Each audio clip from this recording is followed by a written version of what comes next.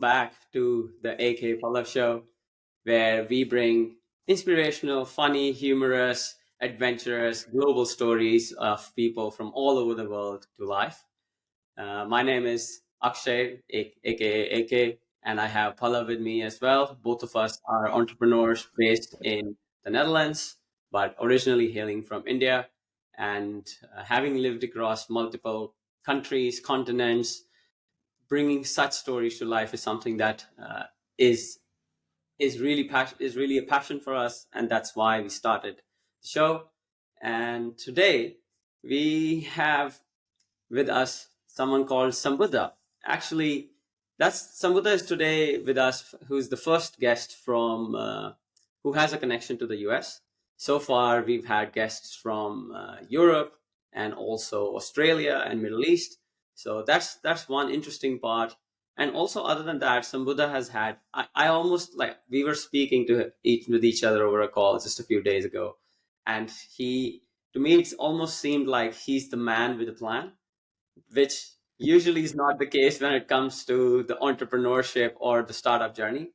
But as I got to know him a little more and I looked at what he had done over the last few years, we actually know each other from our days back in Delhi a few years ago. And I found out that he's gone through multiple stints of startups, founding his own and also driving growth and business for a few others. Some of them being actually quite almost household names in India and globally: Unilodgers, Zomato, John Jacobs, and yes. So coming back to Sambuddha, Sambuddha, very once again, very warm welcome. Very happy to have you here, and maybe maybe you can start off with how you were trying to explain to me the last time that how you had a plan when it comes to navigating your entrepreneurship and also your global journey, and just share a little bit about what got you where you are today. Awesome. I don't want to, I'll keep it as crisp as possible. I think there are two parts to this. I think there's a professional part and there's a personal part. And I think I'll, obviously the professional part first. I think grew up in Delhi, went to Stephens for undergrad, did consumer consulting, did impact investing across India and Africa. So I had a chance to live in Malawi, which is the world's poorest country, and it was quite a life experience. And that gave me a lot of clarity around how I want to like structure my life, my career. I'd also done a startup pre-MBA, and so I loved. And this was back in 2012 when startups weren't a thing. Uh, but I think that gave me the clarity that I want to build businesses. Period. And yeah, so I went on to business school in the US. Wanted to be in all things consumer brand marketing. And so Kellogg was a great choice, and loved my time there. And as I came out, as I graduated, I was very clear that I want to run a business rather than going into consulting, banking, tech. There was only one firm that could hire like grad school students as CEOs, and that's called Rocket Internet, based out of Berlin. So I got recruited by Rocket to run one of the food tech companies in India. It's called Foodora. Couldn't build it. Honestly, I came back. I was on a flight back from Chicago to India, and Rocket had like just gone through a series of sort of challenges in India, so they pulled the plug on India. So last, like literally, I didn't get to build the business out, but I think that was my launch pad back into India as a 27-year-old, in as a CEO, and that got me into Lenskart in a leadership role, building out John Jacobs for them, which is now gone on to become one of India's largest sci-fi brands. I did the 0 to 1 or the 0 to 1 plus 1 to 10 journey. So it was really, really, really, really power packed experience. Loved my time there. Wanted to get a more global flavor. Went to Zomato, led Zomato Gold, power pack like a hockey stick growth journey. And after working in like these two consumer unicorns, now decacons, one decacon, I think I was very clear that I want to navigate my way back into being a founder. I still had, I think, 2 years left. Um, I still wanted to, I'd seen the growth journey tremendously. I want to experience the 0 to 1 dynamic a little bit more before I turned founder. And I also hadn't felt extremely strongly about something. I largely knew I like consumer tech, I like consumer brands, but I didn't know what I'd do there. And so all I knew is I want to experience a little bit more of a global flavor. So yeah, had the chance to join a student housing marketplace, early stage student housing marketplace called Unilodgers. There was a role across US, UK, Australia. So obviously that sort of mandate excited me, backed by Lightspeed. So we had, I had a driver's seat to build out, to see how the organization build out happens before it becomes a Zomato-esque sort of name. But I think I got my 2 years of experience, and I think two insights were very, very clear staring at my face. One insight was because I'd sold multiple different products to the same consumer. Uh, so I could have sold, let's say, uh, sunglasses to Akshay. I could have sold food to Akshay. I could have sold housing to Akshay. And my pattern Mhm. recognition technique said that Akshay behaves the same way, whether be it buying a black coffee, a white sneaker, a nice bed sheet, a good, sofa, a good pizza, a good shirt, a good jeans, what have you. So elevating premium lifestyle has the same pattern recognition across one customer's lifestyle. And so that made me question, hey, why are brands predominantly single product category? Like, and so therefore they don't scale because it's easier to launch. So coffee brands can never scale into tea, beer brands can never scale into whiskey, uh, you know, bags brands can never scale into shirts, and shirt brands can never scale into shoes, and what have you, right? And so fundamentally, I think I was excited by how do you build a multi-category thematic business. So imagine a business like Muji or a Fab India or an Anthropology. And I think there's some Mhm. super rare brands, but like, so I think I was excited to explore the purview of multi-category because CAC to LTV ratios are significantly phenomenal. You acquire the consumer based on a psychology, and you like, upsell, cross sell across multiple different categories, which is otherwise not possible in single category. So I think that thematic commonality I wanted to explore. And the second insight that was super, super staring at me was having sold to people like us. I realized the world is very similar, right? And Pallav, dude, you and I are wearing the same like sweatshirt, yeah.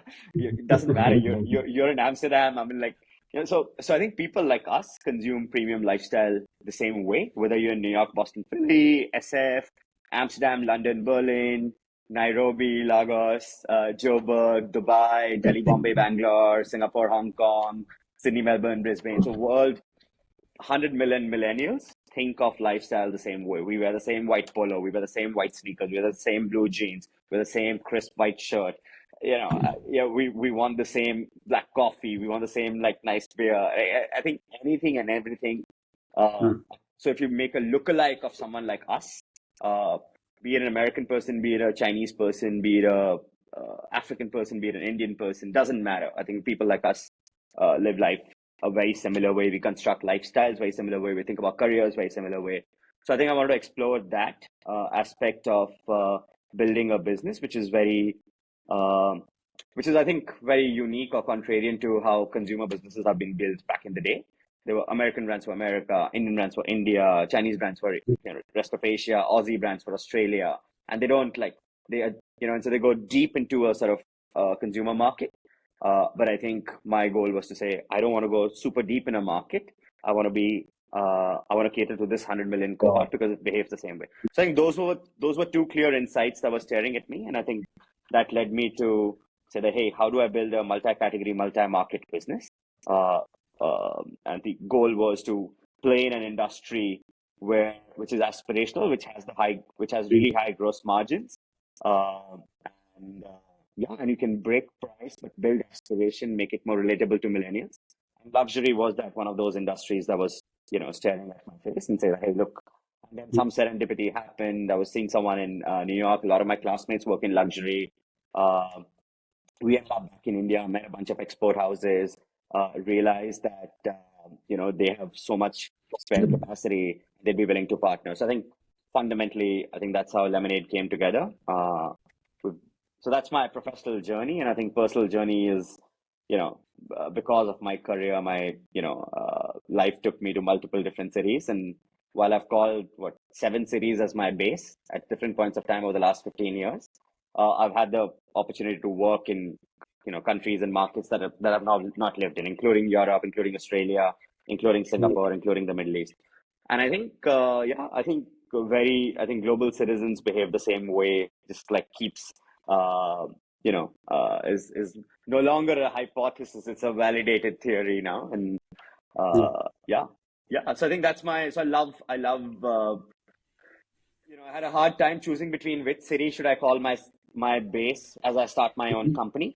And I had like I'm a really like I wanted to be in a super high energetic city and wanted to have while I want to work really really hard. I also wanted to live life to the fullest and so my first short list was New York, London, Sydney, and Singapore and Bombay. I cut out Bombay because I'd already done that life experience. I cut out Sydney because while I love the city, it's sort of, it's kind of, it's a totally different time zone, doesn't have enough practicality. I'd love to go to Sydney for short trips, but no, can't call it base. Singapore, I think, lost a lot of like energy.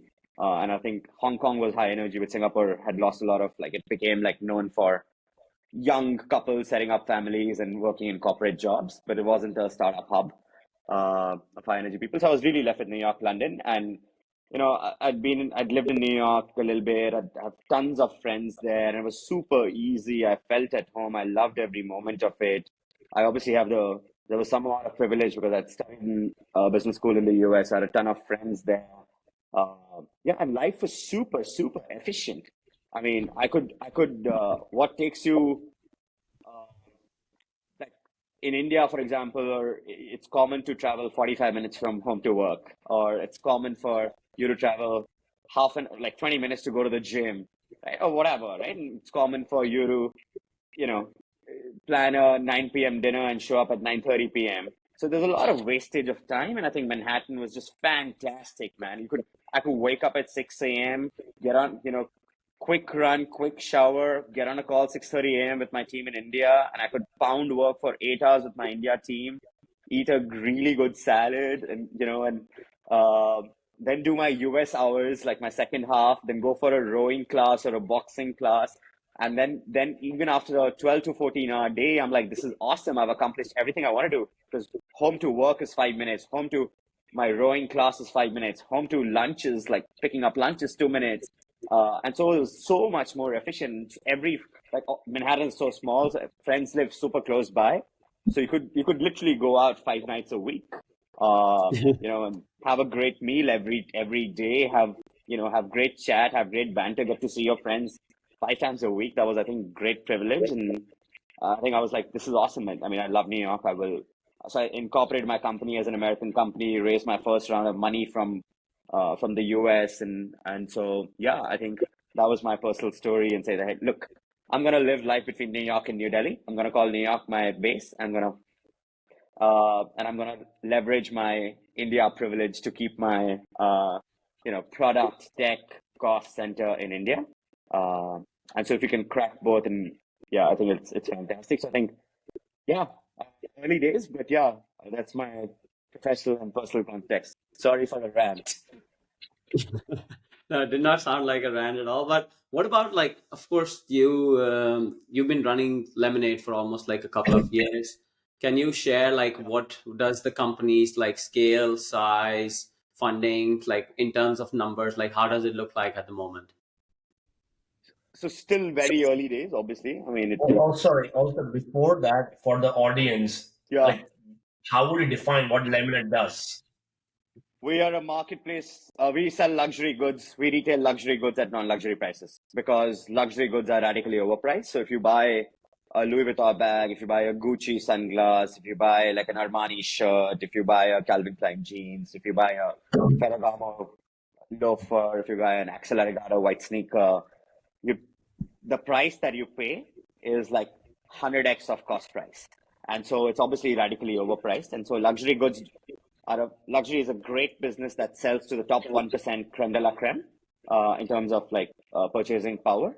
But what happens to regular people, at least the next 10%, is there's a dichotomy of choice. You're like, should I buy luxury at exorbitant price, like incredible quality at exorbitant price, or should I buy mediocre quality at an affordable price? So this dichotomy of choice between buying a Louis Vuitton or buying a Zara, in our case, buying, let's say a fantastic stuff at high prices or mediocre stuff at low prices. I'm like, we should give people choice to say fantastic stuff can also be a sensible price, and then your quality, you're able to get really good stuff. You're able to get really good stuff without breaking the bank and feel good and in a more lighthearted way. So the brand is more millennialized. The brand is luxury brands are typically very, very uppity and very snooty. We are a very millennialized sort of consumer brand. So we call ourselves multi-category retailers of luxury goods at non-luxury prices. We do this in partnership with the top export houses, like the guys who manufacture for Hermes, Loro Piana, Restoration Hardware, Ralph Lauren, across the spectrum. Uh, and we piggyback off their spare capacity and produce our designs in luxury raw material and in luxury craftsmanship to a consumer, to a discerning consumer uh, who uh, who would otherwise be buying really good stuff at really high prices or mediocre to cheap shit at low to affordable prices. So we at Lemonade you get to do the same quality as luxury, but at a Zara-ish price point. Uh, so that's the business, yeah. That's the business. We are a cross-border marketplace. We retail in India and Singapore right now. We have opened up some organic orders in the US, but the goal is to be catering to phase by phase. Our phase one is obviously India plus Singapore. Our phase by phase we want to unlock relevant global markets. So business model is very similar to like a Shein, but what Shein does in fast fashion is what we do in luxury. Uh, but we don't just do clothing. We do home decor, we do footwear, we do cashmere scarves and throws. We're multi-category like Muji. Yeah. So we're a Shein business model with a multi-category footprint. Um, and so we spent some time architecting this. We went to market with a super small beta in August 22. So it's been exactly a year. It's a little less than a year and a half actually, clocking sales. We finished our first calendar year last month, 6 weeks ago. Fantastic, like super, super awesome. I think our traction, our revenue stands in top 1% of consumer businesses in India, consumer brands in India. We're also, because of the margin profile, we break even on transactions, so we don't have to burn money to acquire consumers. We break even on the transactions. I think business is fundamentally, inherently very profitable. And even more so as we unlock high GDP per capita markets, and which is really the goal, to be able to sell in the US, to be able to sell in the UK, to be able to sell in Singapore, Australia, Hong Kong, etc. And so, yeah, I think from a scale standpoint, by end of this year, this calendar year, we should be hitting about a 20 crore, which is a 2.5 mil top line, and we should exit at about a 5 mil ARR, annualized revenue rate. Fairly happy. We're on the way there. It took us 14 months to hit our first million ARR, and the second million is happening in 2.5 months. So the multiplier effect has started kicking in. So I think very happy that, and I think the secret sauce is I've done this before. I did John Jacobs was the same value proposition, which is can you like eyewear is radically overpriced. Luxottica Group controls all the supply and the pricing. So can you do what happens if you do luxury eyewear? This is really, really premium eyewear, but at a fantastic price point. 50 to 80% lower price point. You just unlock tremendous market share. Because before I did John Jacobs and eyewear is also quite a high margin business in general as well. Yeah. So similarity lies there Precisely. too. Precisely. So, and Bobby Parker's had done this in the US. And so I'm familiar with the problem statement. Now I'm just adding two more vectors to it. One is multi-category, not just one category, but build a thematic lifestyle play. And second is a multi-market play. So can India be the cost center? But I really unlock this global consumer cohort that I understand intricately.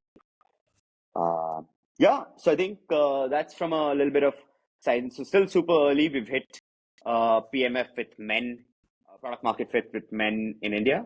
We're early days of discovering product market fit with men in Singapore. It's happened in footwear. It's not yet happened in wardrobe. And the next frontier is we're rapidly expanding our women's wear.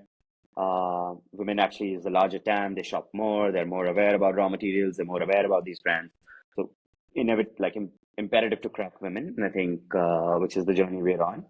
Um, yeah, I think and PMF translates very beautifully across markets, very interestingly, because if you take a market like Singapore, our consumer base is super global. Like, Asians buy it, Indians buy it, Americans buy it, Europeans buy it, Aussies buy it. And it's just like, it's beautiful. There's no, uh, if the value proposition sticks, it sticks. And it's because if you look at our product portfolio, the aesthetic is super neat and clean. It's just really high quality merchandise, great, like sensible designs, timeless pieces. So classic white shirt. It doesn't matter who you are, what ethnicity you are. You all wear a classic white shirt, a classic blue check shirt, a classic. So we're we call ourselves timeless, elegant basics, but in luxury raw material and with luxury craftsmanship. Uh, inherently providing consumers significantly higher value than they would have otherwise gotten from the market, because product quality is better, pricing is better, brand is more relatable, and shipping timelines and consumer experience is better. So fundamentally, if you're able to do 10x consumer value prop, I think there is a play, and our repeats are already sort of showing that. Our returns are ridiculously low. Like, we have a 2.5% return rate in an e-commerce industry, and we're at decent scale now. Yeah, we do about 70, 80 orders a day. And so, yeah, I think so. That's the journey. Phase one is Asia, which is what we focused on. Phase two will be the US. Um, yeah, super early days, like I said. Phase one, from a funding standpoint, I think obviously the market's been ridiculous. It's been a shit show. But I mean, not only the macro bad, even the consumer industry has gone through tremendous amount of bad press. A lot of D2C brands in the US have lost money, shut down. It's all over. All these house of brands are, the biggest one filed for bankruptcy recently, and a bunch of them across Razor Group in the UK, Mensa, etc. And a bunch of them, house of brands model hasn't worked out. So I think consumer investing has gone from, burgeoning high energy to extremely cautious, reticent behavior. But in that sentiment, we've been privileged enough to raise a fairly large pre-seed, $1 million at an incredible valuation, which allowed us to sort of get off the ground, get to these kind of traction. The math works beautiful, and we will, once the market opens, we will unlock a fairly large seed that'll help us get India from PMF to, spitting cash. They'll get Singapore from early PMF or proof of concept to PMF and profitability. And then we're excited to launch Saudi Arabia, go to market in Saudi Arabia. That's going to be a third market. Extremely excited. I was in Riyadh some time ago, 2 weeks ago, and super excited about what's happening there. I think once we crush phase one is when we sort of look to unlock, and we have a ridiculously awesome catalog with, and the brand gets a little bit more ramped up. That's when we look to enter the US. So from a build out or a journey lens, we look to get to the US after hitting about 10 to 12 mil ARR in India, which should happen next year. And who are your direct competitors in India, for example? There's apples and oranges, yeah. There's no apples to apples competition. I think Probably category wise, or I guess. So it's very clear we don't compete with luxury brands, because we don't fish in their pond. We don't steal market share from them. We don't go after super rich people who anyway want to flaunt luxury, right? And I think we don't care. I think, please go shop from Louis Vuitton. But in the segment that we cater to, where we're stealing market share from, are single category D2C brands or single category mass premium brands, by giving the consumer a significantly better product at a better price with a more aspirational brand or a more relatable brand.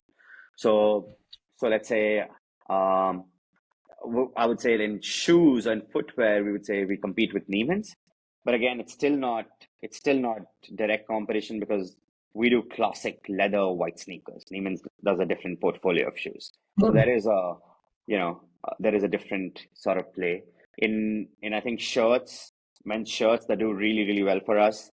I still don't think we compete with Brooks Brothers or Ralph Lauren, where we probably compete with Bombay Shirt Company. I think that would probably come the closest. In t-shirts, we compete with March T and Uniqlo. But but consumer response is through the roof, and they're like, dude, you guys are better than March, you guys are better than Uniqlo. We're sold, we're coming back to buy again and again, and the repeat, not just the same category repeat, but the cross category repeat has started happening, which is, I love your value proposition. I bought your t-shirt, I loved it. Now I want to buy white sneakers. Uh, Hmm. or I loved your white sneakers. Now, you know what? I'm looking to do up my home, and I'd love nice bed sheets or a great rug. So that kind of cross-pollination is starting to happen, which is really, really good sign for PMF for us. So yeah, I think in different categories we compete with different people, but because of our structural foundation being multi-category, we don't. And if you look at multi-category brands, our competition would be Fab India. But again, Fab India's product portfolio and design thesis is very different, right? I mean, they're very super ethnic. They're super kurtas and jutis and printed bed covers. We're different. We're They're more like westernized. the different product category, but more catering almost to the same kind of customer base that you are Yeah, targeting. yeah, yeah. So no apples to apples, but lots and lots of apples to oranges. And I think in that apples to oranges, we've carved out our niche, and which is, yeah, a global brand that offers really nice, neat and clean merchandise that elevates your, you know, wardrobe, home, etc. Yeah, without breaking the bank. No, it It's sounds similar. It's a sounds similar value. It's similar. It's similar in Singapore too. Yeah, it's similar in Singapore too. So the gap between a Uniqlo and a Brooks Brothers is fairly wide, which is why menswear does well. A gap between um even for women, right? The gap between a Zara and a Massimo Dutti is fairly wide. And so I think that becomes, even in footwear, either there's cheap shit at low prices, or there's really nice stuff at fairly expensive prices. Uh, so I think we find the same white space in across markets. It's slightly nuanced in certain categories, but largely the value proposition holds true across the world.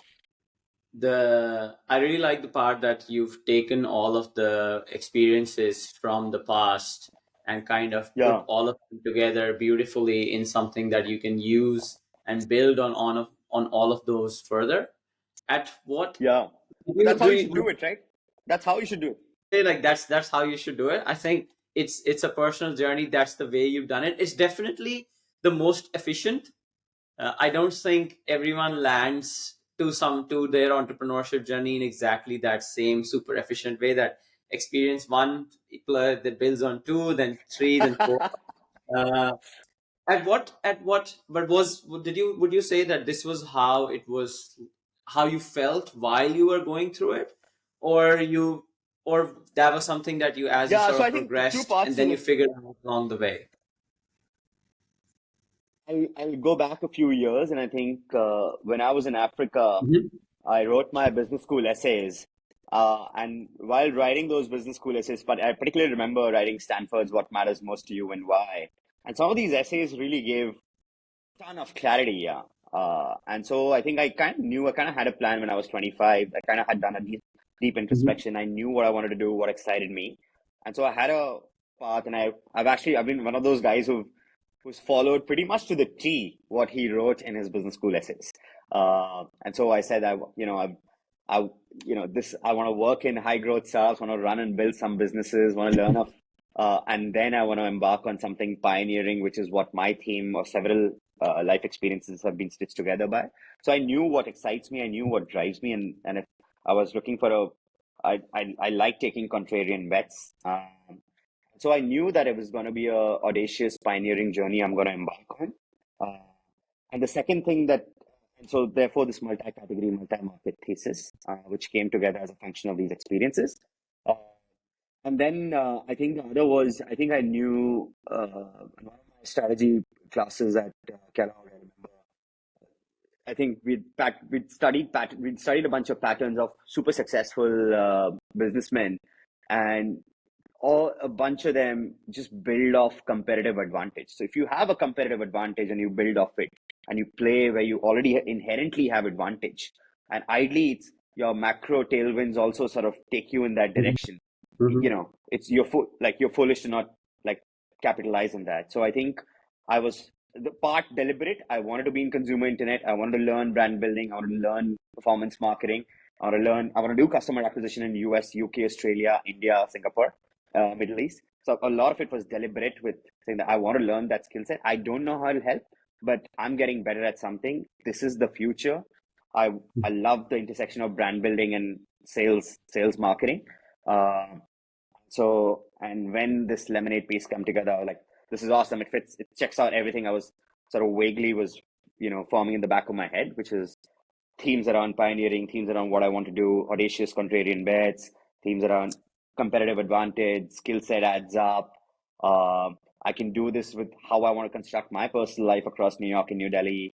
And so everything sort of came together beautifully. Uh, yeah. And Yeah, go on, Pal. how?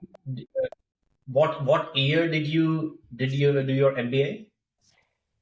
I graduated 2015, yeah. So it's been eight years. Yeah, And the Zomato and Lenskart experience is post MBA, right? absolutely. Absolutely. Yeah. So that was So 20. how do you see? I mean, probably many people would have asked this question to you. How do you see your Kellogg MBA contributing to where you are today, or how would you describe it? I think first off is a fantastic life experience. I think super, super incredible life experience. And I think obviously I don't think an MBA is any longer a must have to succeed in business or in corporate careers anymore. Yeah, absolutely. But it does. Yeah, especially in tech and entrepreneurship, it still is needed in private equity and still needed in certain large corporate careers. But I think it's no longer. It's still a good to have or a.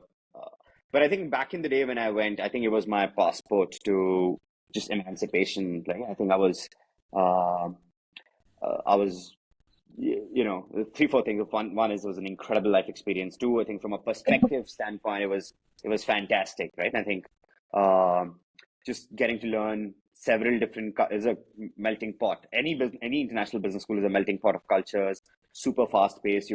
That everyone's trying to ace academics, get the best job, make ton of friends, travel a lot, and there's so much to sort of absorb, so much to sort of do. So I think it was a super powerful life experience. I made some of my best friends, yeah, at business school. A bunch of them were actually my first investors in my company. And so just serendipitously happened so that when I was starting my company, I shot an email to some of my buddies. A couple of them work in private equity investing, and they were like, "Dude, obviously, like we'd back you," and that led to a first round of capital coming together.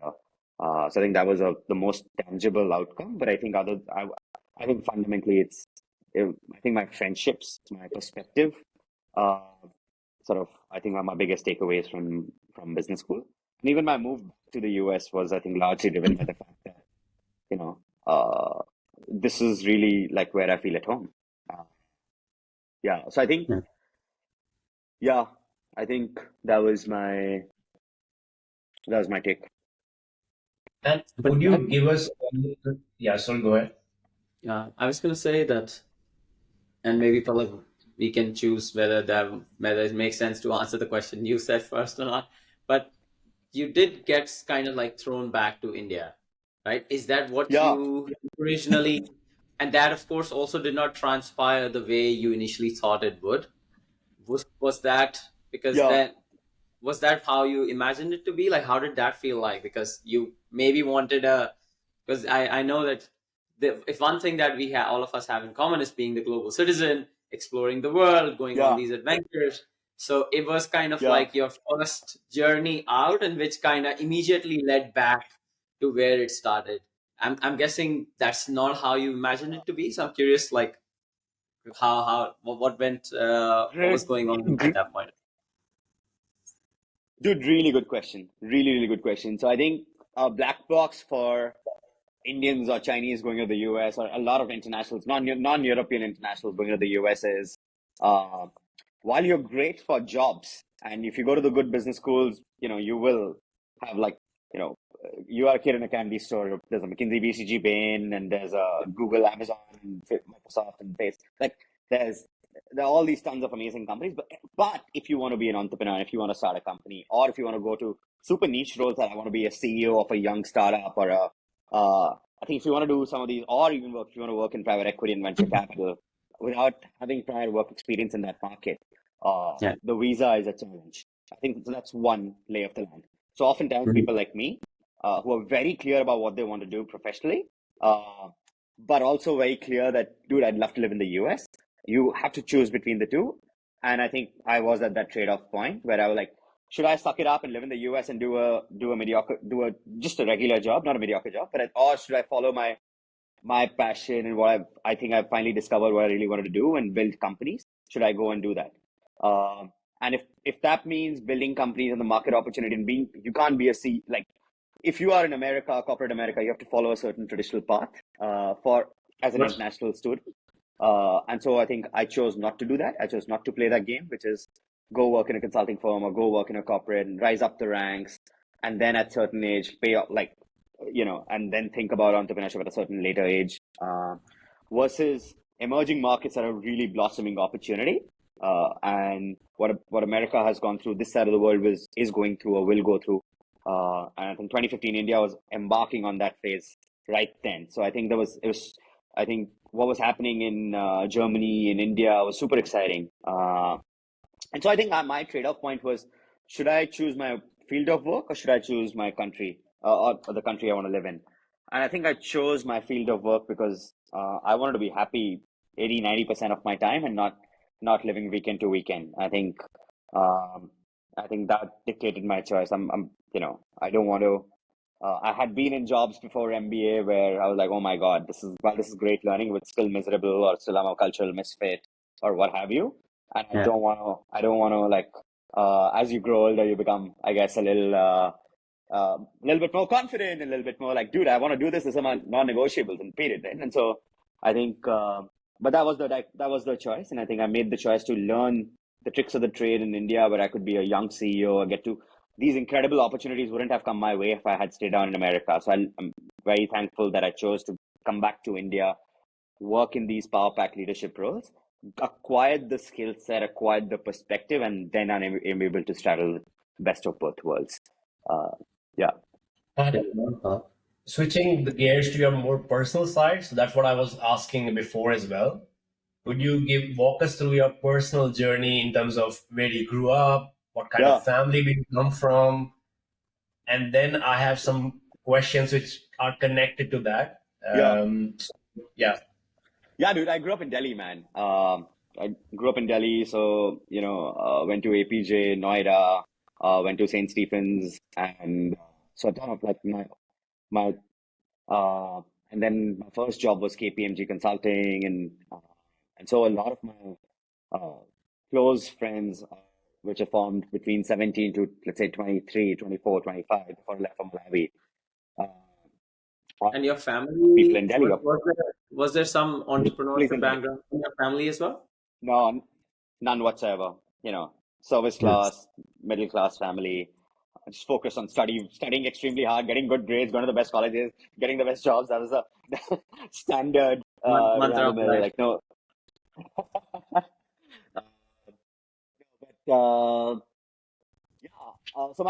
But something very interesting happened when I came back from the US to India, and which is I didn't feel at home in Delhi anymore. And that's to do with the fact that while I do have family here, but I don't. All my friends who I went to undergrad, there's not a single undergrad buddy in Delhi. There's not a single my first job, my KPMG analyst gang. We're all super tight. People live in Singapore, people live in the US, people live in London, people live in Dubai. Nobody lives in Delhi. And so I felt like, dude, what is happening? And so I did find a new set of friends.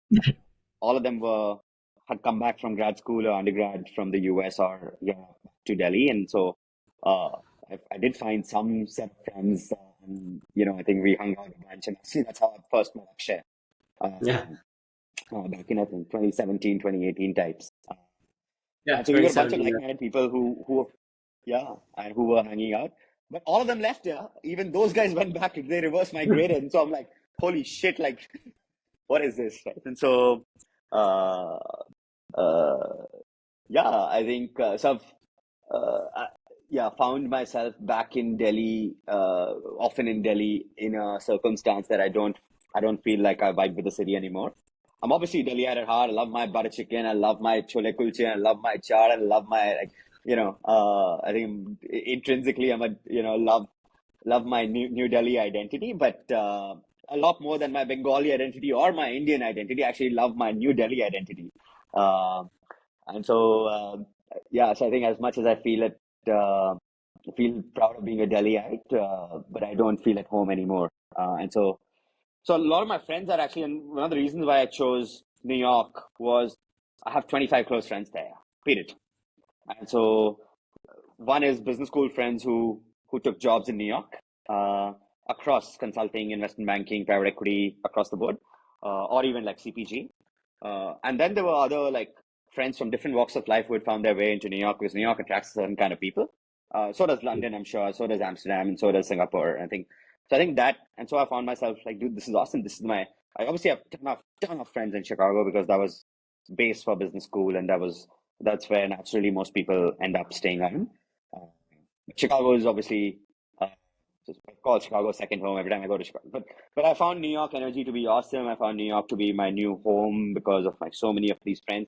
And I was super easy to. It didn't feel like walking into a new city. And I'd also kept going there because of work. So every time I'd go there for work, I'd like chill with my friends. I'd hang with my friends. I like this is great energy.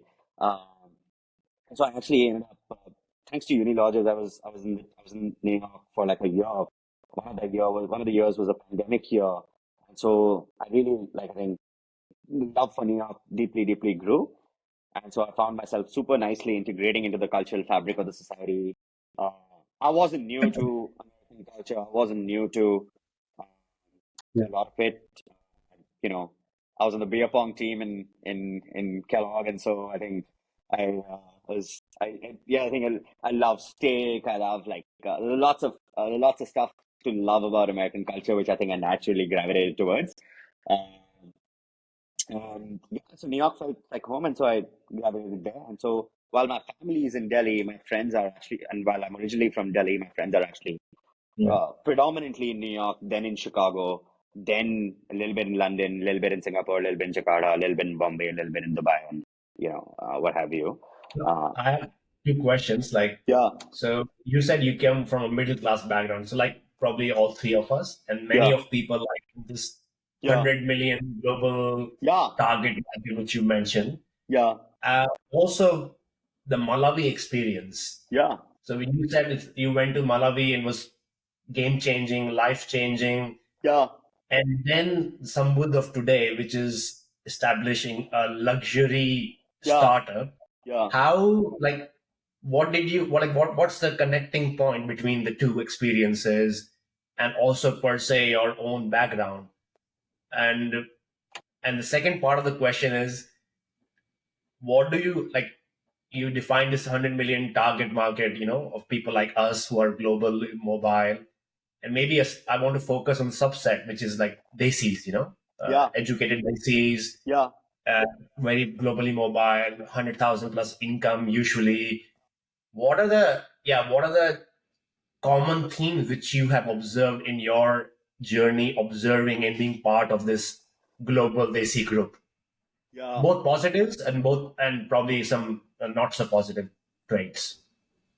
At last, let me come to sequentially, right? I think you said connecting dots between Malawi and luxury.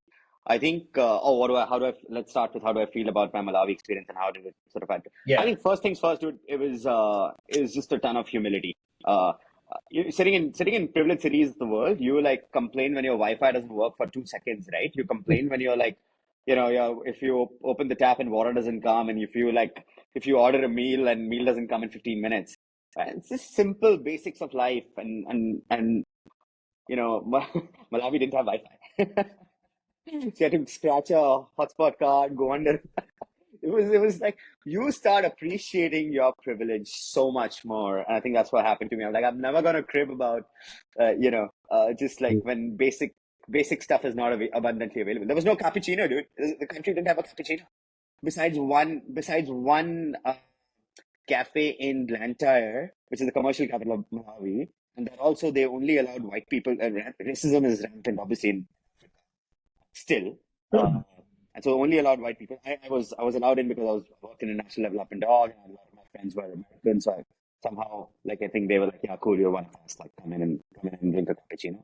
But can you imagine cappuccino's not available? Wi-Fi is such a long shot, and just so much is. So I think it gives you, at least it gave me a lot of humility and a lot of like gratitude for not taking basics for granted.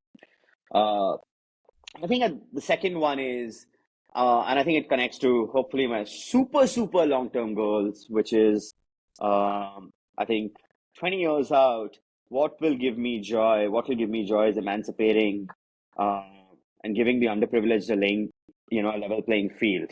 And I think it'll be awesome to see how, these folks compete with the people who have ahead on the starting line. So I think it's still fuzzy, but I think I do I obviously do want to build out Lemonade for the next decade and two, and I think once I'm done with that journey, I think I'm going to focus on how can I empower underprivileged facets of the society to give a level playing field, and then give them equal opportunity and see what happens when you get there. So I think that was Do my you do you do something already in that direction, or it's just a so concept for now? I worked for 2 years in TechnoServe, right? And TechnoServe is one of the largest international development organizations, and so I think um, that was my whatever. That was where these seeds germinated, these thoughts germinated, and obviously haven't done. I mean, I came back and worked in the cutthroat commercial startup world, and I think money makes more money, and once you make something dramatically commercially successful, can you do these things? The other way to do it is just extremely laborious and low impact, relatively low impact. And so, no, I think, and it also ties back to something very interesting, by the way. I'm actually a backbencher from school, and people like me don't make it this far in life. Uh, which is to say that when class 6, class 7, class 8, class 9, my grades were in the 50s. Yeah. Uh, 50. 50s. Yeah, I was bottom quartile. I was bottom quartile class like through school. I just like crushed my class 10 and class 12 boards, but I flunked, like borderline flunked my class 11. I had 39%. I got a bizarre promotion like because I was excellent at five other things. Um, and so I was terrible at, and can you imagine like an Indian guy being terrible at academics and suddenly going to Stephen like these most high achieving jobs and doing this, and so I think my biggest takeaway was like I think I want to create a level playing field for people who have tremendous life skills and great like intrinsics, but who don't necessarily have come first or second in class, who don't necessarily get the you know 790 on the GMAT or 99.99 on the CAT. I mean, obviously you have to be ridiculously smart and crazy intelligent to get to a certain kind of position, but I think like particularly in the Indian context, you just have to be top of class. Otherwise, you miss one mark, dude. Your life goes on a different slope, right? You miss. I think if you guys went to IIM, can you imagine what would have happened if your percentile was one percentile lower? Right? Would you even be here? Right? And so And why is this so important for you to yeah. have the level playing field? Like, what's driving it? Have you seen someone, or why do you feel so much for it? Because I'm a product of it. I'm an output of it. I'm an output of uh, a backbencher doing well in life. And so what happened to me, if I can enable that for tremendous more other people, I think that will give me intrinsically a lot of joy than to see toppers succeed. I think toppers will anyway succeed, man. Like, dude, inevitable. They will get the best jobs. They will get the best, they will go to the best business schools. They will get the, whatever. They will have it Was there, incredible by lives. the way, like a specific moment or something that made that happen? Because of course it's not something that's normally heard of. Yeah. So would you give credit to someone, something, some moment, sometime in particular, or what changed that it kind of worked out this way? I think life was, I don't. I personal guess. life was, I guess someone, yeah. a backbencher, doesn't find their way easily into Stephens. To Yeah. make it as simple as that. But you need to Yeah, crash also to. yeah. Yeah, but I was like a oxymoron of sorts because I used to win all debates and I used to like I was school team basketball captain. I was like, Wow. and so there was tremendous amount of leadership. There was tremendous amount of like, I used to win quizzes. I was like naturally curious about like, I knew every GK stat at some point, like every country's cap, like this tons of like this. So I think I was just Mm. naturally intelligent and curious, but personal life was hard, which is what made me, my family life was hard growing up. And so, which is what made me, not being able to give myself to studies, barring 2 weeks before boards, which is all that matters in India, right? And I think you just Right. pound your 2 weeks, you get those grades, and you're home. And Stevens is obviously like has an interview. It's not just grades based, right? And so if you can hold your own, if you're a good articulator, if you have somewhat decent clarity of thought, if you are purposeful, I think you'll kind of get in. The odds Yeah. aren't that bad. Uh, uh, yeah, yeah, so I think so. I really feel for causes like these, which is if you come from against the odds, which is let's say be a Malawi, be it a backbencher, be it like any of these. If you are coming from against the odds because of external circumstances that life throws at you, which you don't have control over, what happens when you get a level playing field as someone from let's say a fine boarding school who are fine, I think you'd be surprised to see Yeah. the results. You'd be surprised to see the results, and there have been some studies and surveys done. There's a book, the book Grit has been written on it, and I think intrinsics play a tremendous role in eventual successes in life.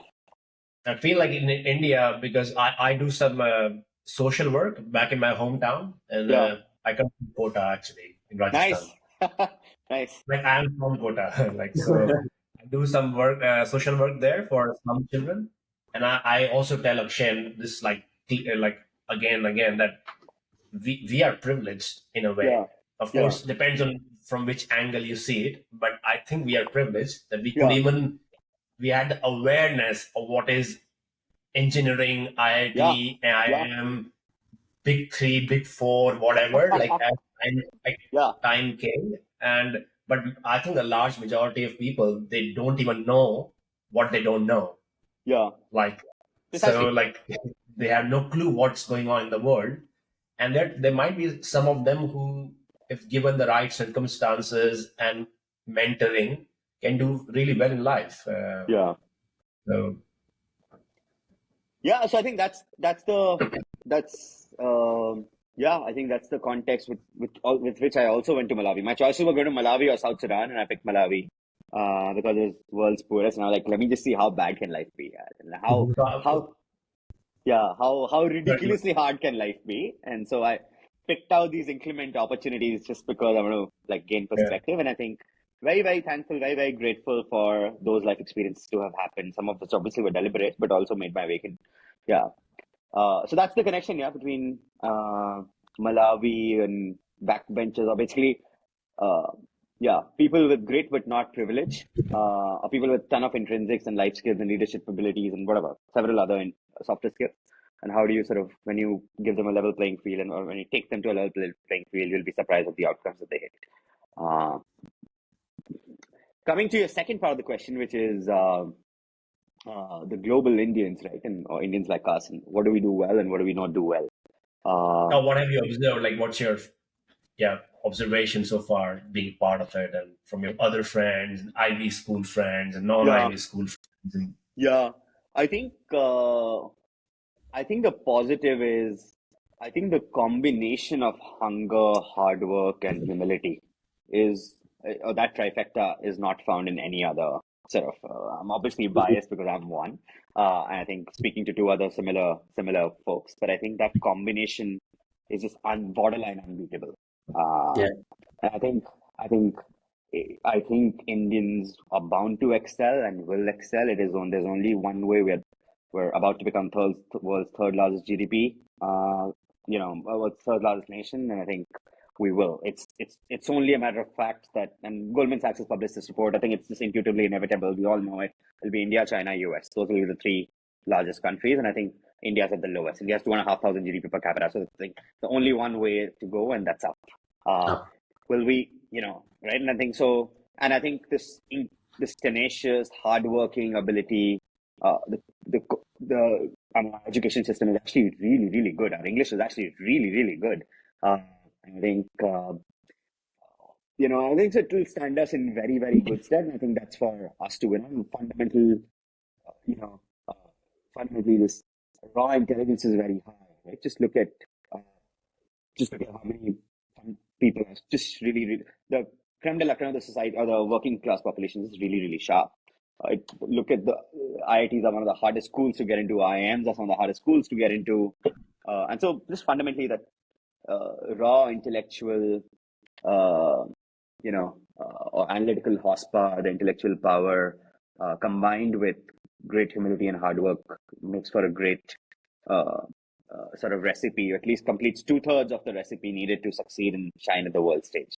Uh, the third one, I think, is a hit or a miss. And the third one is cultural integration, or your ability to. I think that I've seen people go two ways, literally, and there are only two ways. There's no middle ground.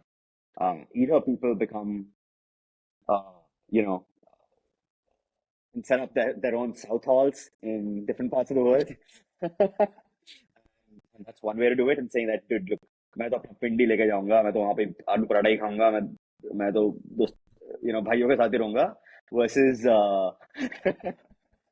versus the other way, which is, dude, I'm moving life to a new city. I'm fairly educated. Like, I think, you know, I integrate pretty well and pretty seamlessly into several other societal constructs. And so I'd love to be a part of that. No disrespect to the former, uh, no shying away from your roots, or no shying away No, from where not at you all. hail from and where you come from.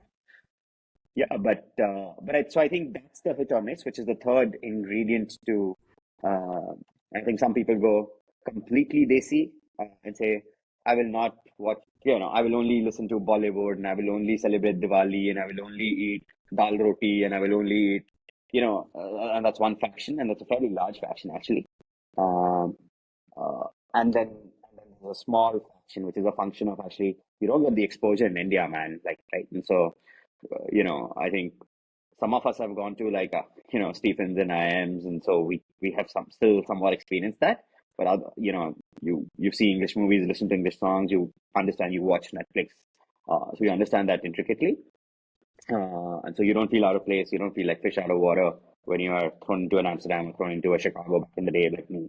Um, but yeah, I think that's the nuance, which is a hit or a miss. And I think the same style of work, so cultural adaptations are super key here. So I think, and I've seen this in the startup journey as well.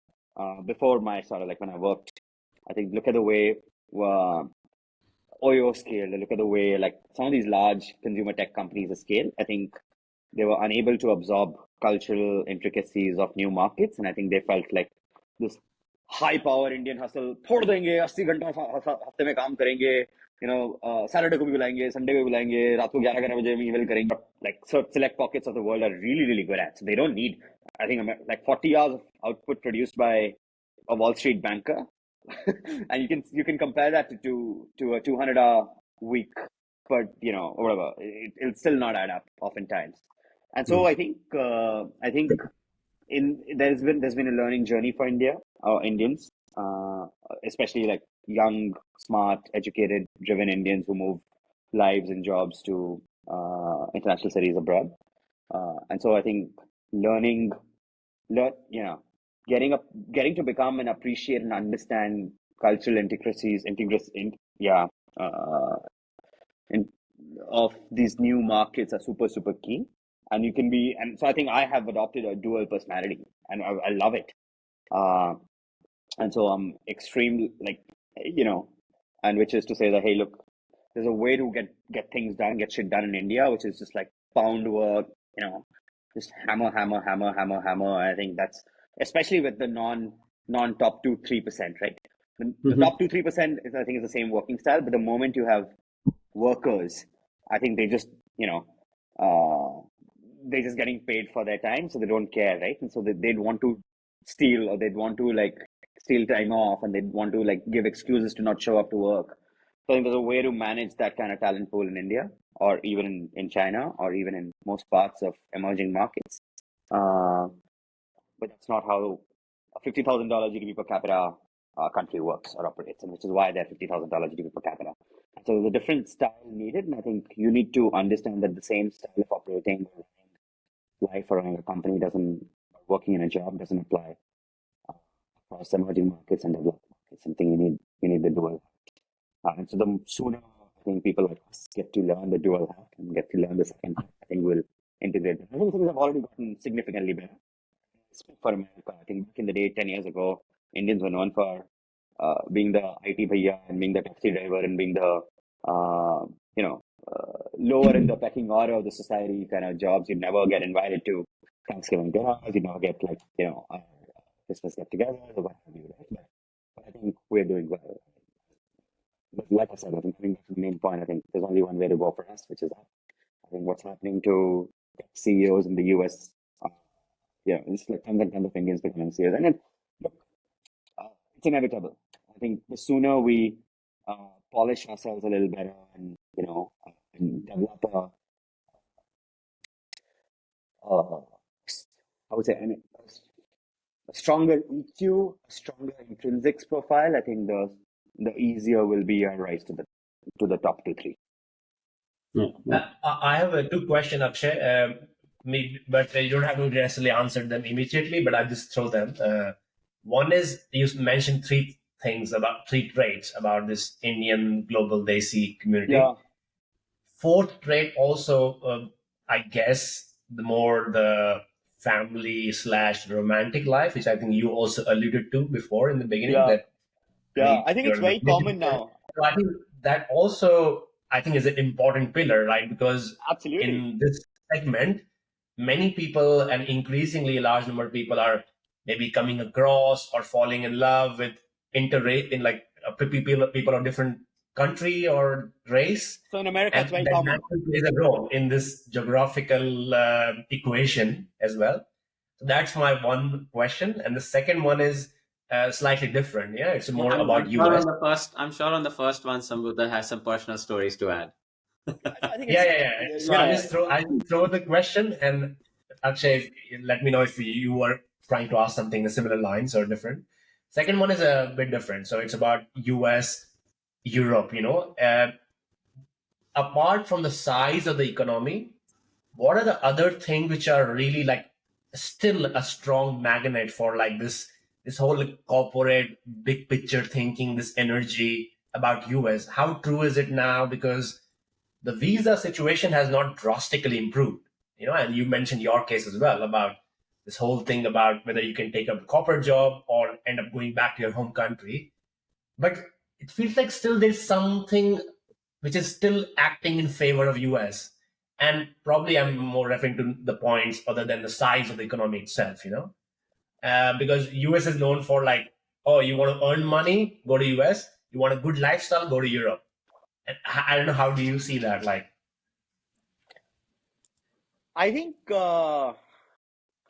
two parts to this again. I think actually I dropped off, but dropped out. I think we can continue. It's fine. Yeah. Sorry, there were two questions, right? I think, yeah. So I think first is cultural integration. I think one way to do that is literally by, if life happens, do you end up, and I think, do you end up dating an American girl, or do American people date Indian people? I think it's very common now, at least in the US. It's fairly common. Interracial marriages are fairly common. And I think if you go to global schools, I think it's just because of, you just get to know people super intricately. And so I think it just naturally happens. You don't even have to say that this is a goal or anything. If it naturally happens, it happens. Yeah. Which is also my personal case. It naturally happened. It wasn't like I was trying to date race A or race B or nothing like that, right? And it just naturally happened. So I think it's fairly common. I think the more of this happens, the more good it'll be for this cultural integration part, because you just inherently start appreciating another culture from an inside-out lens. The second question you had was around Europe versus US, how this perception lands up, right? And I think, look, man, US is not going anywhere in our life. It's an incredible economy. It's an incredible meritocratic economy built on foundations of several first principles, be it capitalism, be it salesmanship, be it entrepreneurial drive, be it giving back to the world, extending the world a hand, which is how charity starts. And so I think US has gotten to a point where, and they were like, dude, we're such a meritocratic society, we'd welcome the best of the world to come in and work with us. And now I think it's come to a point where I think just because of the meritocratic society, I think Indians has become like our numero uno, at least in terms of the H-1B numbers and stuff.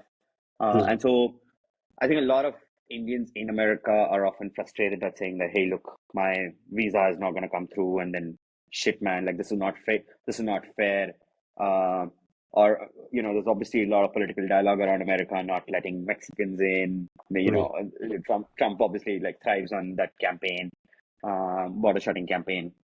But I think the counter argument to that, dude, everyone has their own country. If you're, you can always like, why do you blame the US for not giving you H-1B or not letting you cross the border? You can't blame a meritocratic society. Make your way in, dude. You know the rules of the game. You know which game to play. You can't like have the best of both worlds. And sometimes when you're having and you're not extended that best of both worlds situation, you're like frustrated and you badmouth that country at that point. I'm like, dude, why?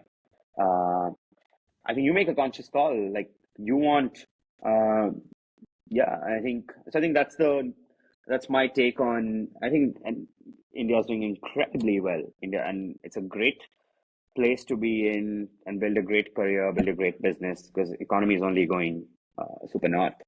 I don't actually understand the Europe very well. All I do know is, obviously the work-life balance is the highest in Europe.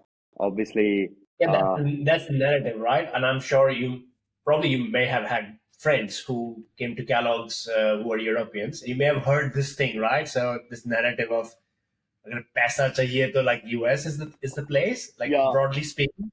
And lifestyle and going on hikes, coffee dates and this and that and chilling and working out and still working, like a Yeah. job is 7 hours. Usually Western Europe is the place. Yeah. I don't know if you personally experienced that, or even probably have friends who might have immigrated from US and then got a job in like Western Europe.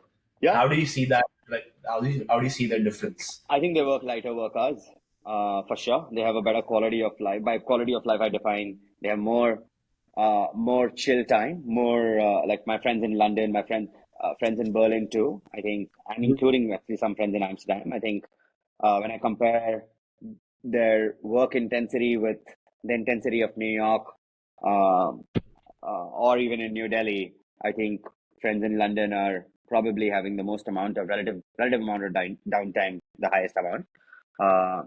And so I think it works beautifully for a lot of people. I think Berlin at parts can be super, super crazy because Germans are just wired a certain way. Yeah. And I think those are the places, literally, those are the three cities where internationals go and work, right? Amsterdam, Berlin, and London, literally. Largely, at least, Yeah. right? Yeah, mostly. You don't hear of people moving to Milan to work and people moving to Barcelona to work a lot. I mean, obviously it's there. Not non-Westerners like us. Yeah. Like Indians, Chinese, Yeah. and all. They usually go to these global Paris cities. anyways is not friendly to Because also anyone. more if you speak English, you can get a visa. You can get like, and you still, these are still fairly global cities, right? It's not dominated by, sure, the home country dominates, but it's still, you can still feel a part of an international culture and vibe. Yeah, so I do think it's, I think it's a good balance. I think, obviously masks or doesn't stand for what rest of the European countries have in terms of work style. I'm sure Montenegro doesn't work the same way as London does. I'm sure, or Eastern Europe, like precisely. Poland, or like further you go in that direction. Yeah, but I do think again, I'll break it down. I think the top 5% of these countries largely work the same way. Largely are, it's the same. We all, a McKinsey consultant in Amsterdam versus a McKinsey consultant in. Oh yeah, don't even talk. I'm ex-BCG. Don't even talk about it. There you go. Yeah. And so I think if you work there's not much. Maybe there's a little bit of difference, but not much. Yeah. The variance is not huge. Yeah, the variance is not high, and so if you some work in like some of these jobs, some of these organizations, if you are a part of certain kind of wealth bracket in that country, a certain kind of education profile in the country, largely life is very similar. But life changes when you're not, right? So I think the bottom 90% obviously has a labor laws as such, and like health benefits as such, and several ways how the society is being constructed are different. So I think my take is, yeah, I think at an aggregate level, stereotypes are stereotypes for a reason, right? Stereotypes are stereotypes because majority of people fall in that bucket. And I think those stereotypes still holds true. Europe is relatively more chill.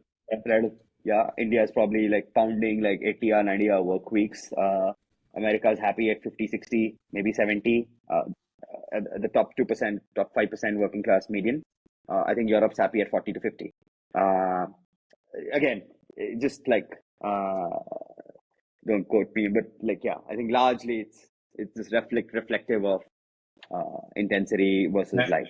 Here, what I've noticed in a society like the Dutch society, by and large, people don't initiate conversations around money or capital or assets.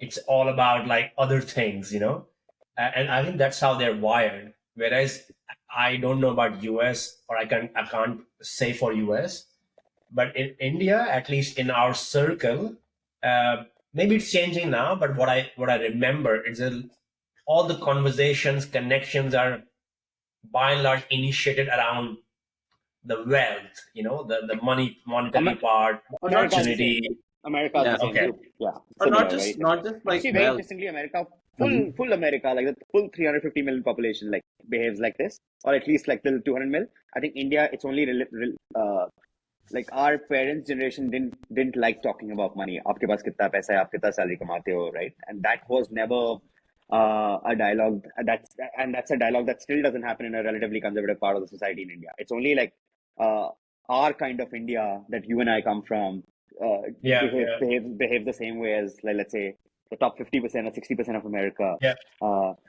I actually didn't know about this about I think Dutch people are actually quite similar to Indian people. Yeah, I think I've had a couple of super close Dutch friends, and I think the wit, the humor, the sarcasm, the ridicule, the friendships, banter, it's very similar. I didn't know. Yeah, that there's reticence around speaking about money in openly or in a negatively I construed think way. that's quite It's not just wise about money management. Yeah. And that part, I can relate. That's very similar to like how Desis think, Yeah. or like say, the typical Marwadi mentality, what we usually Yeah. bucket Yeah. Indian business people into. But the average, just society, or like, when you go out to meet a new person or go out on dates, for example, it's never about your job or title or these kind of things. It's all about other things. Like, So America's a lot like that, actually. Actually, America's a lot like that. America, and I think real connection forms when you get to know someone at a deeper level. That's a good segue. So, like, would you want to dive a bit deeper? Like, how did you meet your partner or wife now, or are you married? No. Girlfriend. How did you meet your girlfriend, and how is it dating in the US? Like, I think it's at a dinner, and it happened that one of my buddies was in town from Chicago, and we got a small group together. you were living in New York. Yeah, that's right. Okay. Yeah, and so I got to meet someone organically, and we hit it off, and friend left back to Chicago, and then we kept hanging out, and it was just natural, and then soon we realized, oh, awesome, let's just make it official. So I think that was my contest, but I also have like some of my closest friends. Like one of my closest Indian American girlfriends is married. Female friend is married to an American guy. One of my best friends from Indian guy is married to another white girl, and so this is you see this very normalized in the society. Yeah. So it doesn't strike as, oh, like, what is this happening? No. And especially New York, I think is super. If you go to super like middle America, probably not very common, obviously. But cities like New York, SF, dude, like, these are all like global melting pots, and you see several ethnicity A into ethnicity B, several permutation combinations all exist. right? And so, yeah, so I think And were you dating before that, or were you not focused on dating? You were just focused on your work before meeting your current partner? yeah, so before moving to the US, I think I felt like not a part of I felt like my vibe, like or like the kind of person I wanted to be with does not exist in Delhi. And so Okay. so so that was also like playing on my mind, saying that dude, I've outgrown Delhi, or at least the kind of person like I want to be with, who's also like high energy, super global, ambitious, uh, doesn't particularly exist in, and at least wants to live life the same way. So you find, I think in India, you find at least in Delhi, I found largely two distinct personality types. One is people who are nerdy and who are very, very academic and want a great career, very bookish and are very like, they live a certain different lifestyle, versus the people who want to chill and who want to party and who want to like drink and want to eat good meals. And I think they deprioritize career and they live a very different life. The intersection doesn't exist. The intersecting when is really, really small. Okay. And Yeah. but I think in the US, or at least in New York, the intersecting one is like ridiculously large, like because everyone is like that. Oh, really? Okay. Almost everyone is like that, and I think I'd speak for London too in a similar way. And I think it's yeah. And in terms of I your, don't know. Let's quickly check. Akshay is there? can Are you you there? can you hear me? I can see he's connected, but it's black. Yeah, I And can't see him. yeah, I don't know. It never happens. When did you It's move to fine. Amsterdam? Palla, when did you move to Amsterdam, dude? I moved January 2020. Oh, peak of COVID. So just Onset of, a week, yeah. just a month before COVID. And I actually moved from Australia, so I was living there. And the main reason for moving was my ex-girlfriend back then. So Okay. she was from Switzerland, Okay. and we met in Australia. Then we had a 2 or 3 month of dating phase, and we fell for each other. And then we were in long distance relationship. And then she was a bit younger, and say, okay, let me try if I can make my way to Europe. Yeah. That's how I landed here. She got a job, and that's how Amsterdam happened. Yeah. And I know Akshay is dating a Dutch girl as well. So, yeah. Akshay's girlfriend is Dutch. Yeah, she's Yeah. from here. Yeah. Yeah. So I think that, we see this trend as well as what you mentioned.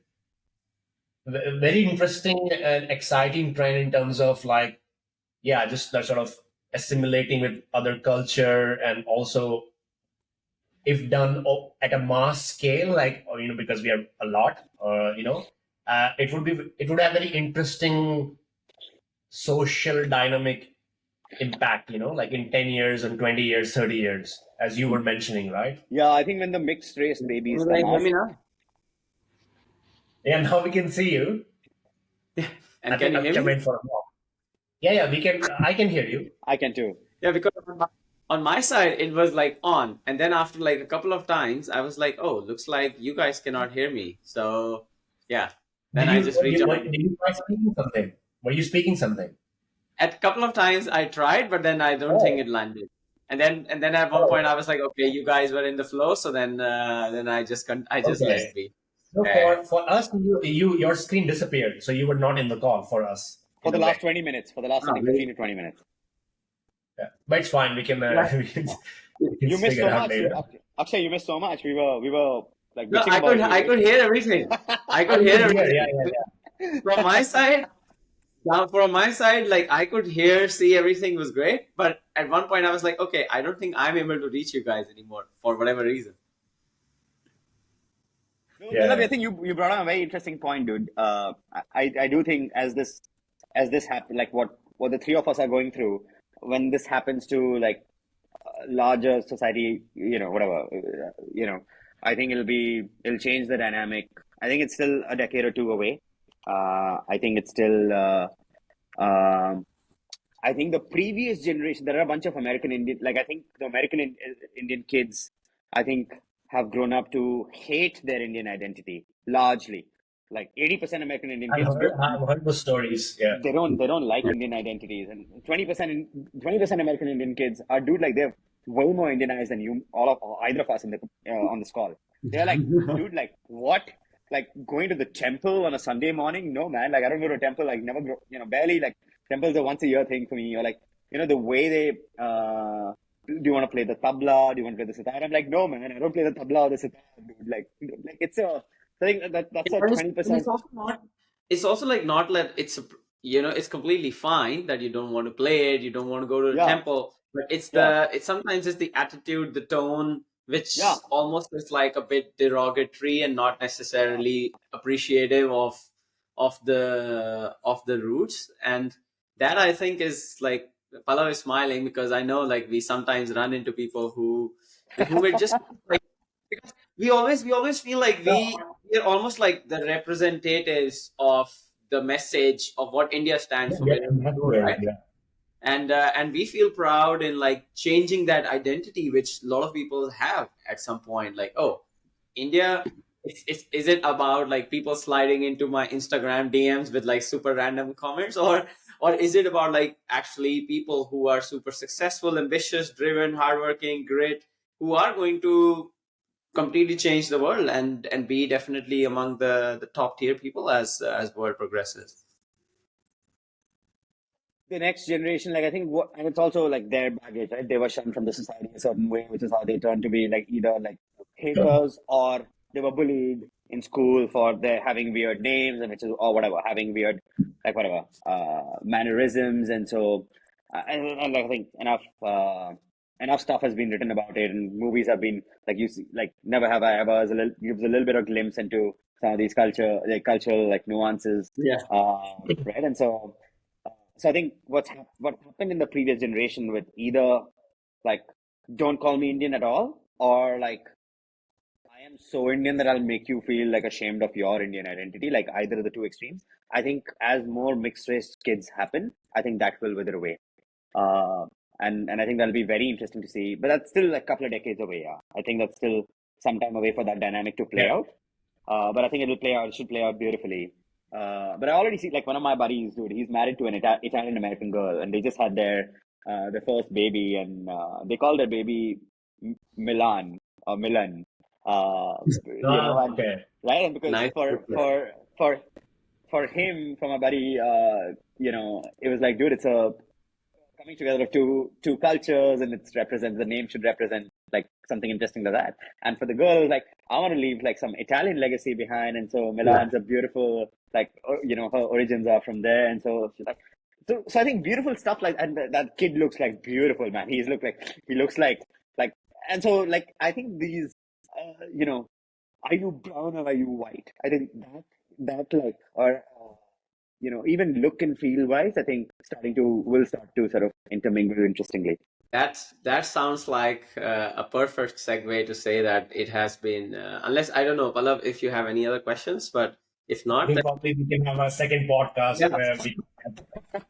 but But yeah, the way we started off by all of us being global citizens, and I think this is like a really beautiful message to end on this with. Like the whole world is going in that direction as as more people mix with each other, as people move around, more people boundaries kind of like become more and more blurry.